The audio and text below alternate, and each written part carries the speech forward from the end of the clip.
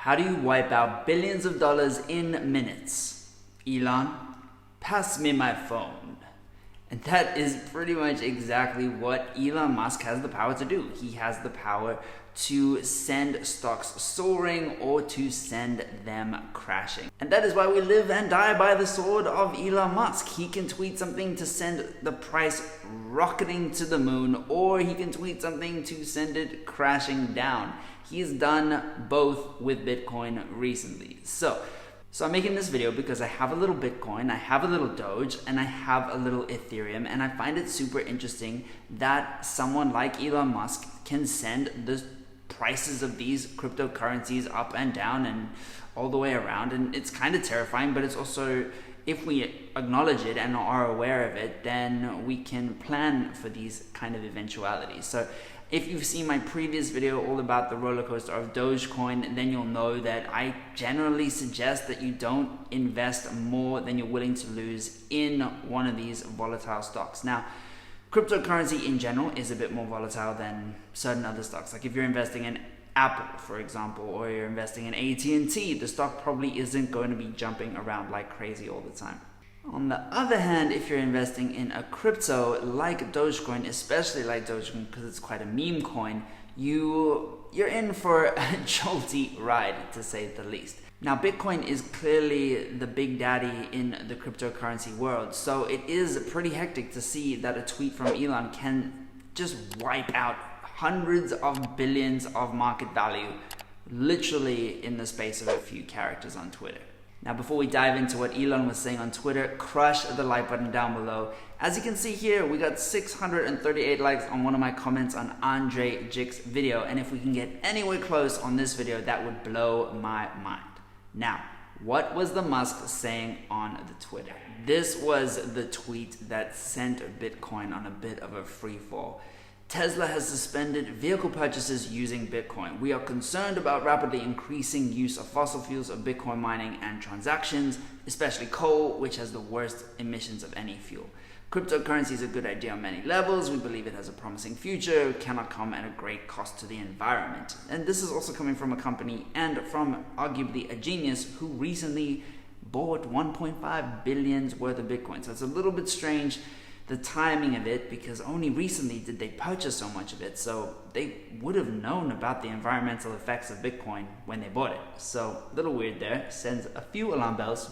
Tesla will not be selling any Bitcoin, and we intend to use it for transactions as soon as mining transitions to a more sustainable energy. We're also looking at other cryptocurrencies that use less than 1% of Bitcoin's energy per transaction.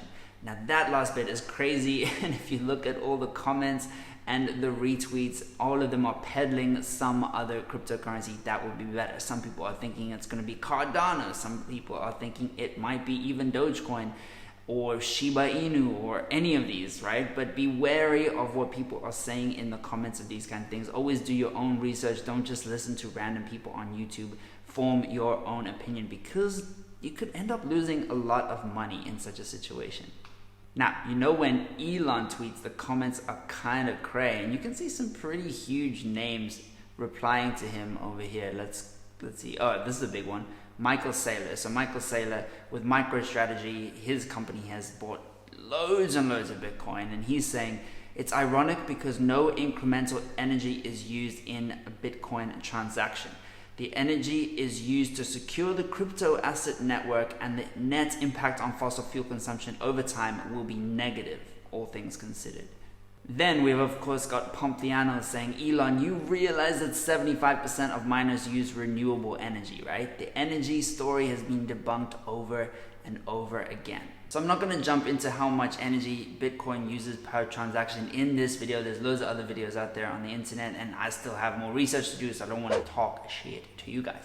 But what is interesting is that Elon would definitely have known this before buying 1.5 billion, right? That sends the price of Bitcoin soaring, and they say that they might accept Bitcoin for payment for Teslas in the future, which again sends the price of Bitcoin skyrocketing. Now, do you really think one of the smartest people in the world did not do his research about the environmental impact of Bitcoin mining? I don't know, seems a little fish.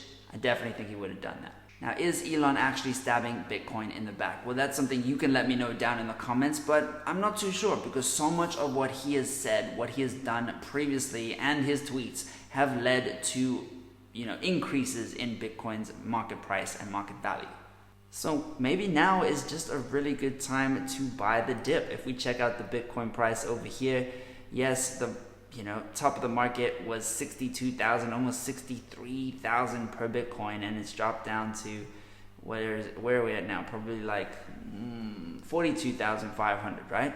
Now, is Bitcoin in trouble? Well, I don't think so, but I'm not such an experienced Bitcoin investor. I'm only pretty new to the game, but if you just look at any of these charts, you'll see that Bitcoin has had a pretty volatile ride since it started. So perhaps now is a really good time to buy the dip. If you believe in Bitcoin and you think that it is gonna stay a store of value going forward, then it's a good time to get some Bitcoin at a discount. And that's what I'm trying to do. But as I don't know how far it's gonna dip, I'm not YOLOing all of my dry tinder or my cash reserves into Bitcoin yet, because I don't know. Is it going to drop another $5,000? Is it going to drop another 10? I don't want to put all my dry tinder in, if it's at 42,000 now and then next week it drops to 35, right? So I'm kind of dollar cost averaging into it to see how it goes. That's essentially what I'm doing. I'm doing the same thing with Ethereum, and I'm also being a bit cautious around Dogecoin because I do really like that cute little meme coin. And if you checked out that last video I made, it is all about the value that people assign to it and also about how much media attention it gets. Ooh, this is Kairo from the future. So I edited this video a few days ago, and then today happened, Wednesday. Things went crazy. It's the first experience I've had of the volatility of crypto because the prices dropped like mad. Dogecoin went from the 4th biggest crypto in market cap down to the last on Gemini.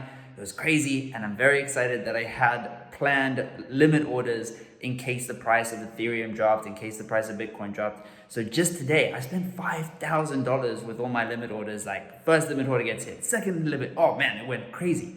So, very different video. I might have to update you guys in another video, but let's go back to what I was talking about just a couple of days ago. I mean, these tweets that Elon is making about Dogecoin, about him working with the devs to improve the system transaction efficiency, potentially promising. I mean, look at this graph. It's crazy. So this is mad. That tweet that Elon made there, boom, sent the price of Doge absolutely to the moon, right?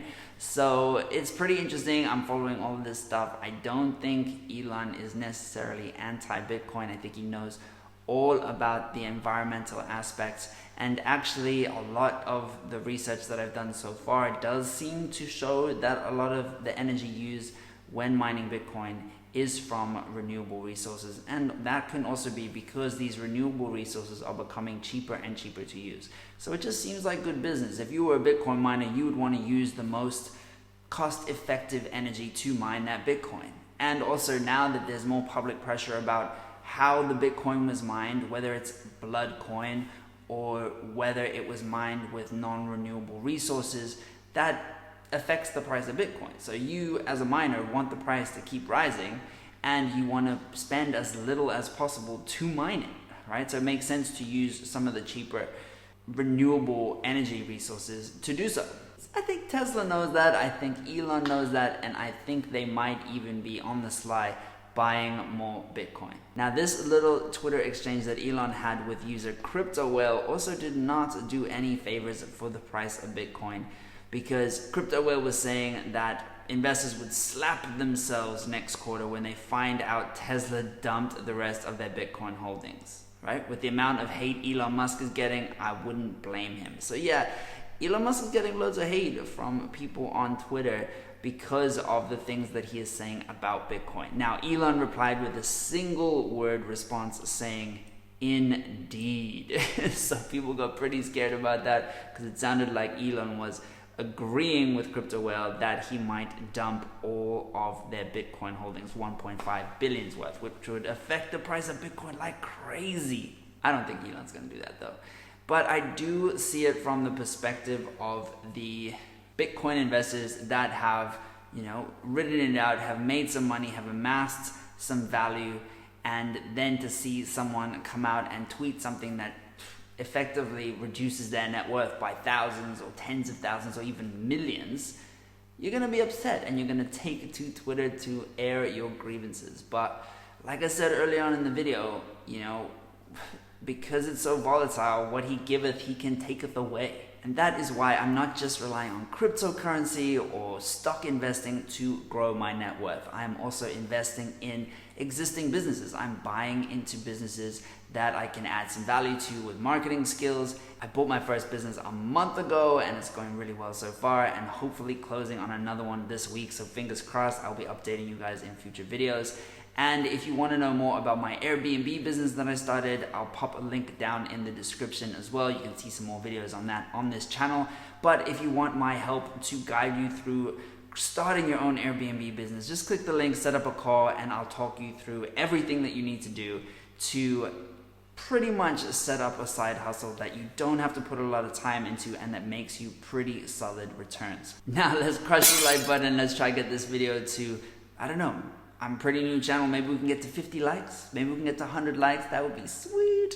Probably won't be as many as I got for this comment on Andre Jig's channel. So yeah, we can only aspire, right? Now also make sure you hit the subscribe button to watch more videos. I post every week, 2 or 3 times a week, about how I'm trying to get to my goal of $1 million in net worth over the next 3 years. And one of those ways is with stock investing. So if you haven't yet, click the link down in the description and get 2 free stocks from Webull. They are valued up to $1,850. So free money, can't complain. Now the algorithm thinks you're gonna like this video next. So check it out. I'll see you in there and let's hustle together.